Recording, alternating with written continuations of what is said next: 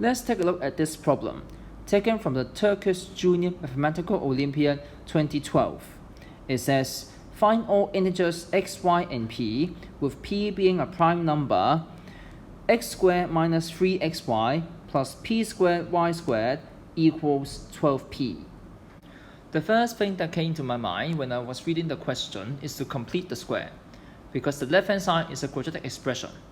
So multiply both sides by 4, we will get 4x squared minus 12xy plus 4p squared y squared equals 48p. Then simplify, I will have 4x squared minus 12xy plus 9y squared plus 4p squared minus 9, the whole thing times y squared equals 48p. And so now this step is to complete the squares, and this is what I'm going to get. But it looks ugly, so completing the square does not work this time. Given that this is a number theory problem, not really algebra because we have to deal with primes, it's time to ask yourself a question.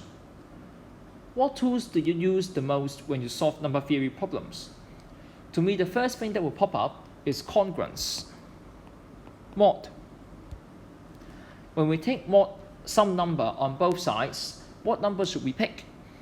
In this question, I would first go for 3,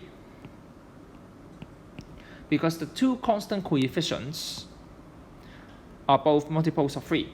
So let's try this.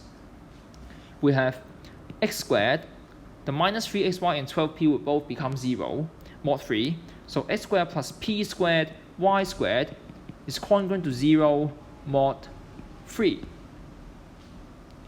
Notice that p squared y squared is also a perfect square. So we have two squares adding up being a multiple of 3. But in fact, all squares are either 0 or 1 mod 3.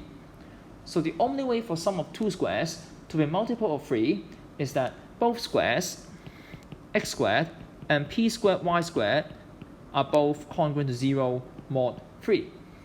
So x and py are both 0 mod 3. And the advantage of taking such primes is that we can raise the statement instead to say x squared and p squared y squared is no longer just 0 mod 3, but they are congruent to 0 mod 9. Now we look back at the original equation mod 9. So x squared is 0 mod 9.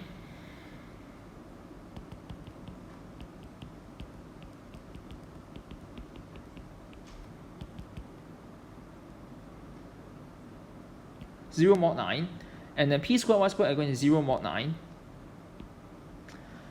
For the 3xy, notice that x is multiple of 3, so 3 times a multiple of 3 is again multiple of 9. So here we have 0 minus 0 plus 0 mod 9. And therefore we have 12p to be congruent to 0 mod 9, which means p itself must be multiple of 3. However, p is actually a prime, so we have no choice but to force p, this number, to be exactly equal to 3. Now the equation becomes much easier. So let's try completing the square again. Now 4x squared minus 12xy plus 36y squared equals 144. If I do the same like what I did at the beginning, I will have 2x minus 3y whole squared plus 27y squared equals 144.